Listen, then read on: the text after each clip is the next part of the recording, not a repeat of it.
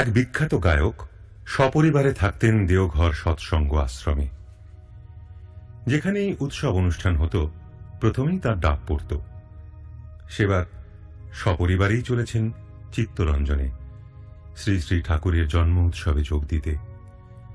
Tempo করে জোসিডি স্টেশনে পৌঁছানো মাত্রই দেখা গেল স্টেশনে ট্রেন ঢুকছে। আর দেখা দেখির বালাই নেই, তাড়াতাড়ি টিকিট কেটে পড়ি কি মরি করে ট্রেনে উঠে পড়লেন। এখানেই হল মস্ত বড় ভুল। যে গাড়িতে তিনি উঠেছেন সেটা আদৌ বেনারস এক্সপ্রেস নয়, হিমগিরি। যে ট্রেন চিত্তরঞ্জনে থামে না, থামবে আসানসোলে। সঙ্গে বেশি টাকা পয়সাও নেই। সেখান থেকে তো অন্য কোনো ট্রেন ধরে সময় মতো উৎসবে পৌঁছানোও যাবে না। চোখের সামনে তিনি সর্ষে ফুল দেখছেন। জনৈক যাত্রী সব কথা শুনে বললেন, এখন ওপরওয়ালা ছাড়া আপনাকে আর কেউ বাঁচাতে পারবে না।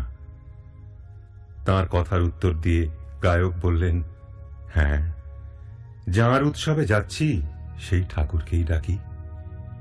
স্বামী স্ত্রী মিলে এক মনে ঠাকুরকে স্মরণ করে নাম করতে লাগলেন। ট্রেন ততক্ষণে চিত্তরঞ্জন পেরিয়ে গিয়ে রূপনারায়ণপুরের কাছাকাছি। রূপনারায়ণপুর স্টেশনে এসে আচমকা ট্রেনটা থেমে গেল।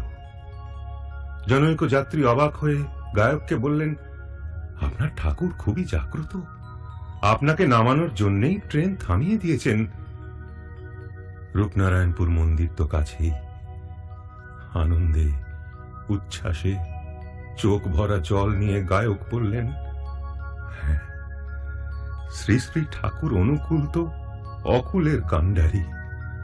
প্রকৃত ভক্তকে হাত ধরে পার করে দেন।